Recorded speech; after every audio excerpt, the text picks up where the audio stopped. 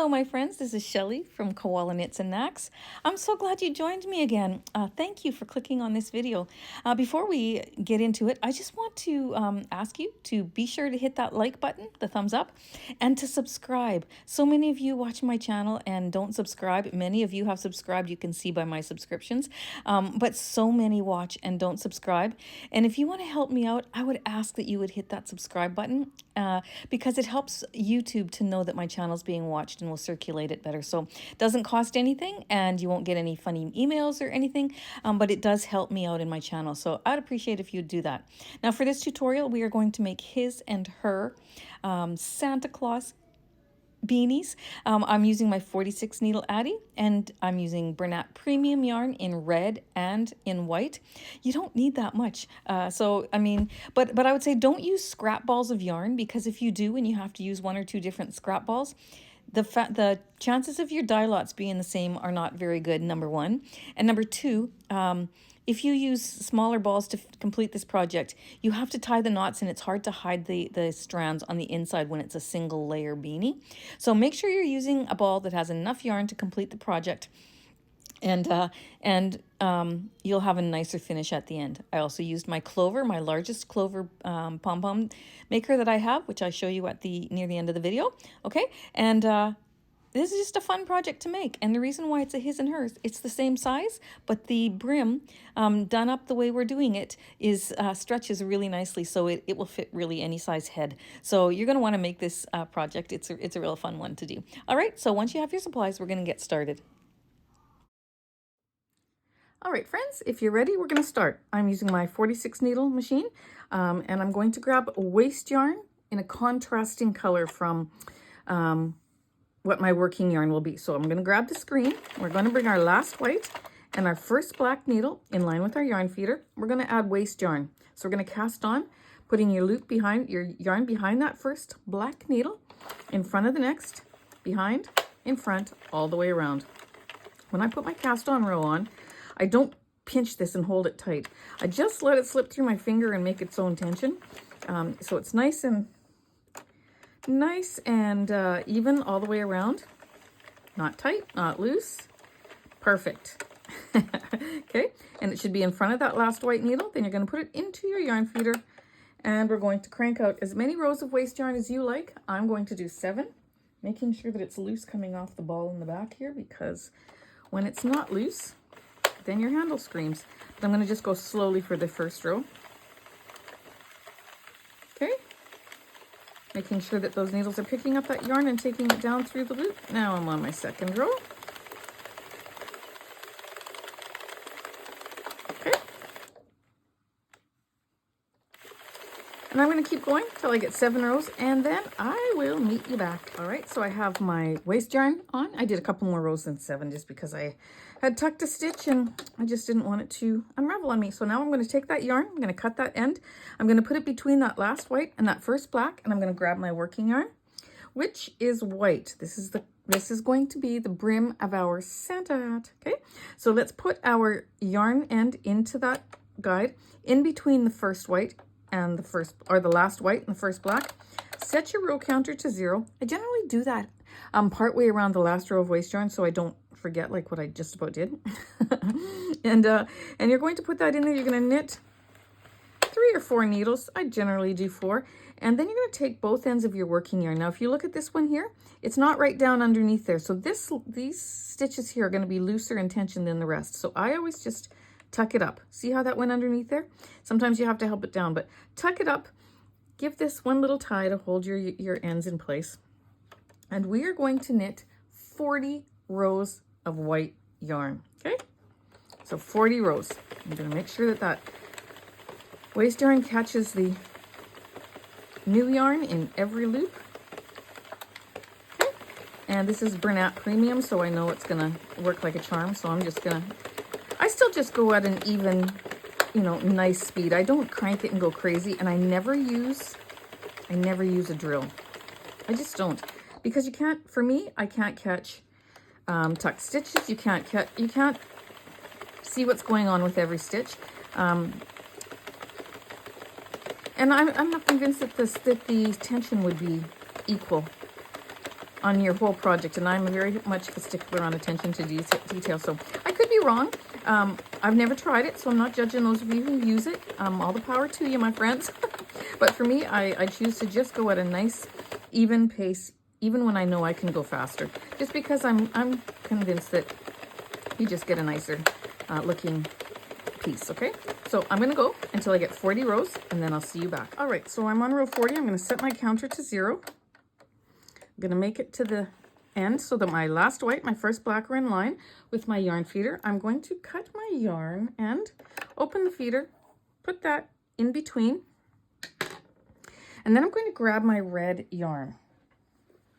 We're going to need that, but we're going to join our cuff first, but I'm going to grab my yarn and get it ready. Okay. And we're going to bring up this cuff here. Okay. This beginning part, and you're going to grab your loom hook, undo that little knot if you made one. Now, when you take your working yarn, so this is where we began. This is the beginning of our work. When you look right to the left of it, you see that little loop that's in your waist yarn. Now, this is why it's important to have contrasting color. You can easily see it, okay? We are going to, first, this is the one that we're going to use, okay? But before we hook that onto our first black needle, we've got to get our red yarn in place. So we're going to take our red yarn, and we're going to put it into the yarn feeder in between the last white, the first black. We're going to close that latch. We will take these out when we get around to the other side, okay? Because we don't want to hide them in there. We got to tie them off and use them. But now what you're going to do is you're going to take that loop that I showed you first. You're going to pick it up with your yarn hook, and then you're going to put that loop over the black needle, okay? Then you're going to knit to the next needle. That red is going to go underneath with that white, just like so. Okay, we're going to go to the next one.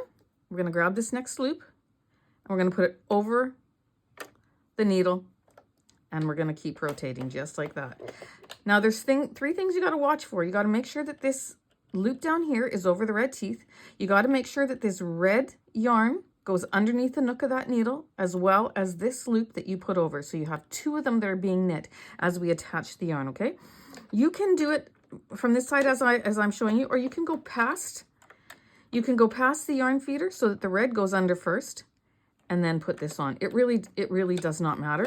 Whatever suits your fancy, as long as both the red and the white are underneath the nook of that needle. See, if I do it on this one, the white one's going to go on, this little loop will be under, then that red's going to pass under next, okay? Just like that. Either way, it doesn't really matter. So I'm going to pick up this next loop, put it underneath the nook of that needle, making sure that this gets caught underneath.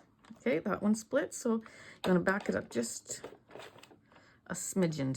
There we go. Because when there's another loop under there already, it takes up some of the room. So you just want to be very aware of what's going on here, okay? And we're going to do that all the way around, picking up those little loops. Okay, so again, when you look at your waist yarn, it's that very top loop that you see of white. Very easy to distinguish between the green. So you just follow up to where the top white loop is, and that's the one you put on the needle. Make sure you don't miss any, okay? And you keep going. Now I pull my red one a little bit tight as I go under. So for me, I put this one on, then I pull this red one a little bit, give it a little bit of tension, move my barrel along. Just like this. A little bit of tension helps to get it under that needle and move it along. And this is how we are making our brim and attaching our second color, okay? So go ahead, get all the way around so you have all 46 needles worked. And then when you get that done, I will see you back.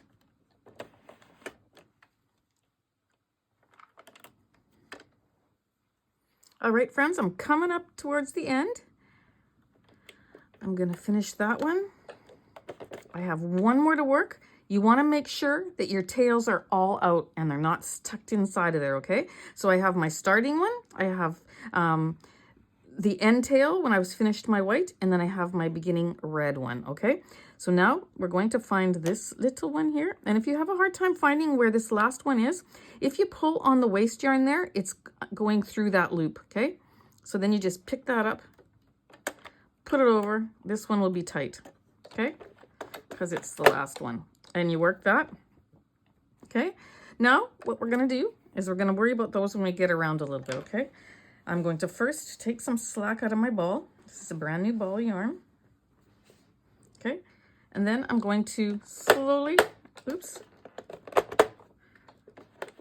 That will happen because you have 2 layers on there, okay? My handle was fighting me because it's tight. So for this first round, you want to push down with your thumb, push down every one of those stitches down over the red teeth.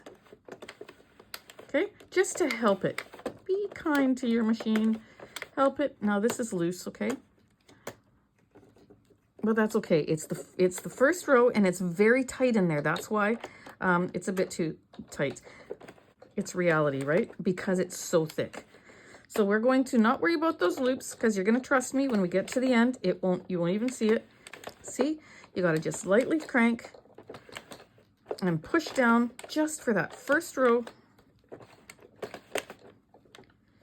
because it's crying. It's saying it's too tight. It's too tight. And you're right. It is tight. We've got our waste yarn in there. We've got our 2 layers of white and we have our first row of red, okay? So now we should be able to go with more ease. But before I do that, I'm going to take these 2 white ones and I'm going to tie them with the red one, just like that, okay? And I'm going to leave them long so that we can work them in later, okay? I'll just make them even. Okay, and so now we're going to just go slowly with this second row, just to make sure that it's doing the job it's supposed to do. And if you have one that's not going to go down over the red teeth, you're going to help it. This is Bernat Premium yarn, so I know it works well in my machine, but it's got to work for these first couple of rows, okay? Take the knots out of the ball. So you're just going to give it a little bit of assistance. Maybe it'll help it when we're rolling. It's already getting easier. I can feel it.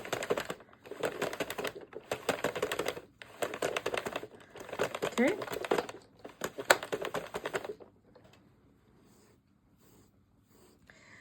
Loosen it out of the ball, because that's half the battle.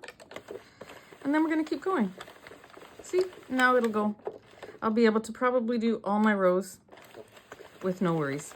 Okay, so you just got to find the right tension, the right speed for the yarn that you're using. And this particular yarn, even though it's Bernat and Bernat Premium, works beautifully in our machines, like it really, really does. But sometimes there's a color that, I don't know if it's the dyeing process of it or, I'm pretty sure that it is. Some yarns need to have a stronger dyeing process, and it makes them a little bit coarser. However, I will say this red is not coarse at all. It's very soft. But it does take a little bit more concentration than some of the other colors of Bernat Premium. Okay, so I'm watching as every needle goes past this yarn feeder. I'm making sure that I have slack coming out of my ball. And when I'm watching it go past, I'm making sure that those loops are over the red teeth so that I don't get a tucked stitch, okay? And that my needle picks up the yarn and takes it down through that loop, okay? And once I find the right tension and the right speed and I have slack coming out of my ball, I can just keep going. It's just the first couple of rows that you have to baby, okay? So I'm going to keep going. I'm going to do 75 rows of red. Counting that first row that we did when we attached our white, that counted as our first row. We're going to continue till our row counter says 75 rows. We're going to finish that 75th row, and then I'll see you back. If you're new to knitting, I'm going to come back once it starts to touch the table. So you keep knitting, and once your project starts to touch the table, then come back and see me and I'll show you what we do, okay? If you're not new, then you know what to do, and you keep going until you get to 75 rows, and I'll see you back. All right, so if you're new, I told you I would come back on and show you what I do once it starts to touch the table.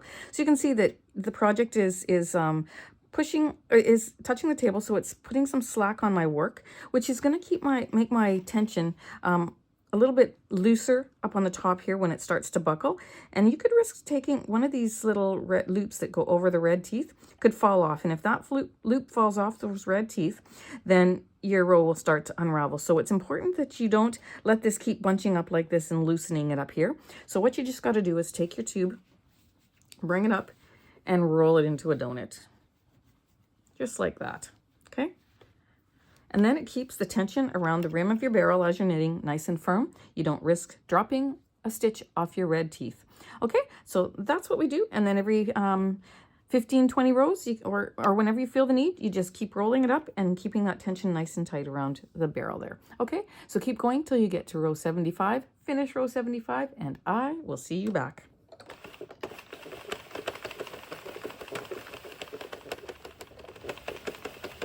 All right, I'm finishing my last row, and I can see this black divider coming around. I take a black permanent marker and I mark that red divider that's between my last white and my first black. That way I never miss the end of my row, okay? Always know when to stop. So you go ahead and do that, because I'm telling you, you won't regret it, okay? So grab your scissors, you're gonna cut a long tail, one that will go around your barrel at least twice, okay? And we are going to cast off. Open your latch, take that yarn end, move it into the middle. It has to go between that last white and the first black, because if it doesn't, then you won't knit this last stitch and this row will drop. We have to finish knitting this one, and we have to knit this one yet. So it's got to go in between the last white and the first black. Then you're going to grab your needle, and we're going to cast off, okay? So I put a little bit of tension on this first one just till I can finish those last two needles. Okay, and you turn your barrel. You can see when the needle drops down that they're ready to come off. Just like that. I just do a few at a time, like I have one or two exposed just at the very beginning, until I can get some slack on this part of my work, and then we can rotate it a little bit farther. Now, if you pull up too hard on this while you're casting off, and this loop drops off of these red teeth, you will drop a row. So you got to be very, very careful. And if you're, not used to what tension to use, then put your finger on the one that's next, just like this, and hold it down as you remove your stitches, okay? And hold that down as you pull this through, just like that. A little tip that will help you not to drop a row, okay? So just like this. I've got a lot of tension on there now, so I don't think it's going to be a problem. But if you're pulling up too hard on your yarn tail while you're bringing it through the loops like this, then you can risk dropping it. So go ahead, remove all your stitches, and then I'll see you back, okay?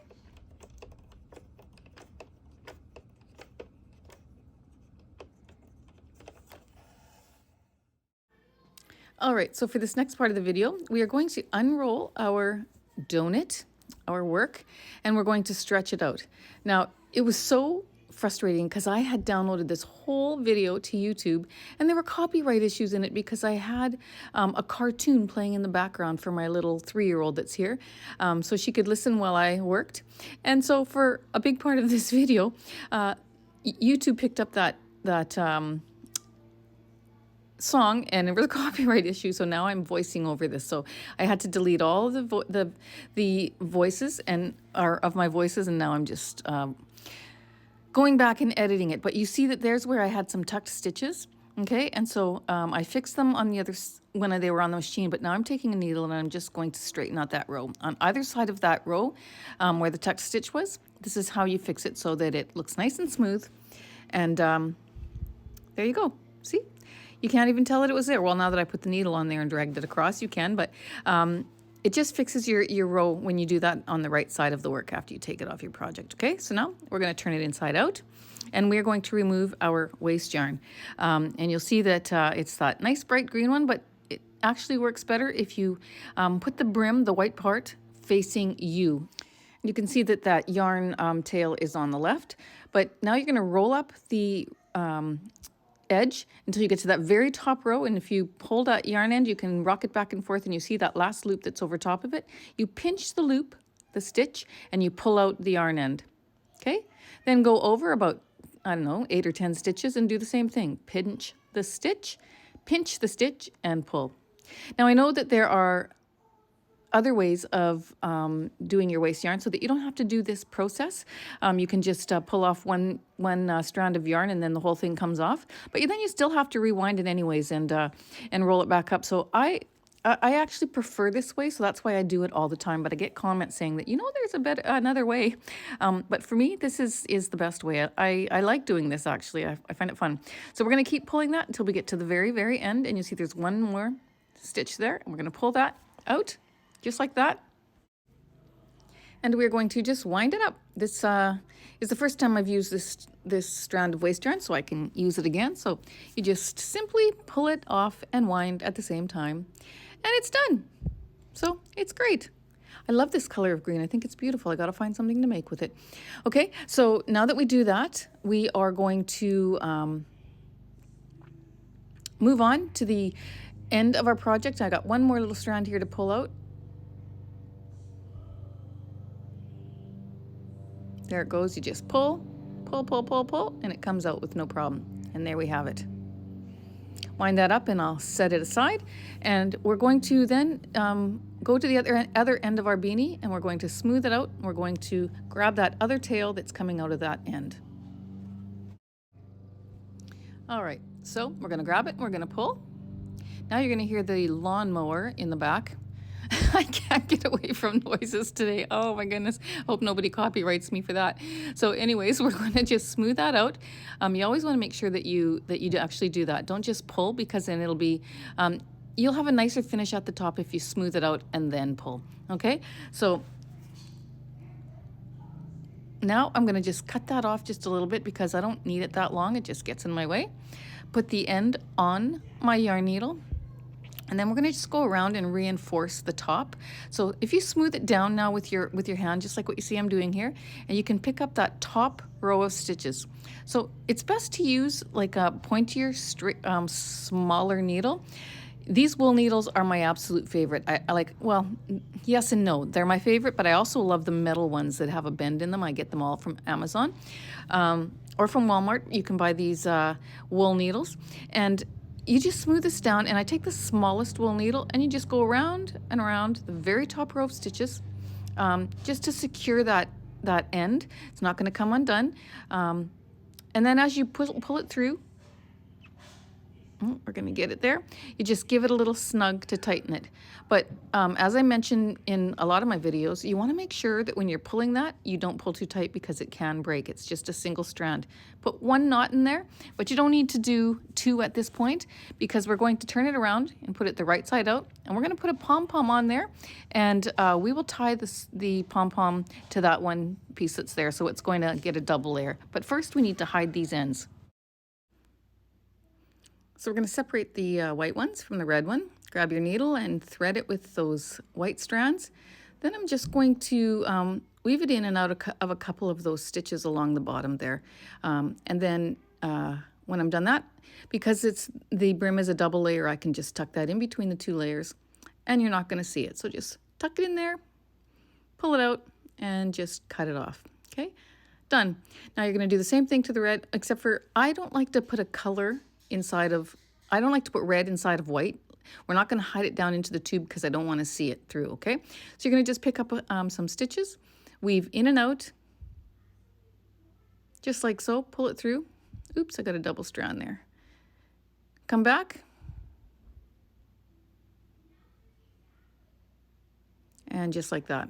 Wasn't really a double strand. I thought I didn't leave enough tail. And then we're going to just cut it off, and then we're going to just smooth it out there. And that's all good. And the next, we will do a pom-pom, which I've already made using my Clover pom-pom maker, which I love. It's the blue one. I have a set of 4 of these that I bought when I was in the States. Oh, I don't know, maybe about a year ago. And this is the biggest one of the 4 that I have in the pack that came in the package. And it's got a number 85 on the back. I don't know what that means. But if you want to use the exact same size, look on the back of your Clover pom-pom maker and see if it's got an 85 on it. But this makes a very nice size. I think on a Santa hat, a big pom-pom looks great. And so I've got it all done there, and I've trimmed it up so it's nice and even. I'm a stickler with my pom-poms. I like to make sure that they're nice and round and every strand is is perfectly cut. Okay, so now we're going to put those two ends on our needle, and we're going to poke them into the top of our beanie. This is the right side, of course, okay? Put it into the middle, center there. Then you can grab it from the inside and pull it through. Then you can just turn your beanie inside out again so you can get at it. And then with that red strand that's there, you're going to tie a knot to it. Now, be careful because when you tie really tight, because you want it nice and tight, your double-stranded white ones are pretty safe. They're not going to break, but it's so easy to break a single strand of 4-weight yarn. So pull, but don't overextend and break it, okay? So I always do 3 knots like that. And then because we have nowhere to hide it in between, I just cut it off nice and short, and I know it's not going to go anywhere. It's going to be nice and safe. So now turn your beanie back the other way around, and you got this perfect big, beautiful pom-pom. Now, if you want to examine it, make sure that there's no little things sticking out like that one. Cut it off. Make it perfect. Attention to detail is everything, my friends. You make that perfect, and it's going to make the quality of your hat look even better. And now, we're not done. We have one more thing to do. We have to attach the top to the side just so that it sits nicely when you're wearing it and doesn't move, because that's part of attention to detail. And the best way for me to show you that is to grab a styrofoam head and just put it on there, because if I put my own head in the camera, I can't get the right angle. So you're going to put it on your own head, and then you're going to smooth it out at the top there and crease it. Fold it so that the crease there is in the middle of your forehead. So even with your nose, okay, line it up with your nose. And then you're going to smooth it out, and you're going to fold it over. So wherever that fits on your head, that's where you want it to be. Because then when you put it on, the brim will come nice over your ears and keep you nice and warm, come nice to the right place on your forehead, and it'll be absolutely perfect. So once you do that, you're going to grab your needle with some red yarn in it, and we are going to seam this down very, very easily, okay? And when you have it where you want it, you're going to take that needle, flip that up. Actually, we're going to just take it off the styrofoam. It's a lot easier that way. So then smooth it out, straighten out that brim. Then you can lift that up, and then just choose a section, doesn't matter where, in the middle somewhere, and pop it up through the layer of your brim and up into that stitch, but go into the center of the stitch, okay? So you're going to go there. You're going to pull it up. Oops, let me just make that a single layer. Then you're going to go right into the stitch right above it. Don't cross over and go to another row, because then you'll see that crossover of your yarn. You're going to just go right up into that stitch beside it, and then you're going to come through the back into the row 1 over, okay? And go right into the middle of that stitch again. Just like that, pull it up, and then down. Just like that, and you don't see it at all. Your piece is not going to fall to the back of your head or fall in front of your face or anything. Doing this little technique, again, attention to detail, will help that hat to sit perfectly, and it's going to look so good. So my friends, take that time to do that. So now I'm going to just cut this off a little bit shorter. I do not like to hide one color into another color, especially one that's so much lighter, but you're not going to see this anyways, and I don't have a choice, so I'm going to hide that in there, cut it off, and then there you go, my friends. There you go. We have a Santa hat. Now there's one row on there that you see just above the cuff that's kind of wonky, and I don't like that, but that's okay. It's going to have to do. So there you have it. How fun are these? So thanks again for watching my channel and for being my online friends. I sure appreciate you all. Please come over and join my Facebook group if you haven't done so already. You will find that link in the description below. And yeah, I just really appreciate all of you. Please be sure to hit that like button and subscribe if you haven't done so already. Take care, my friends.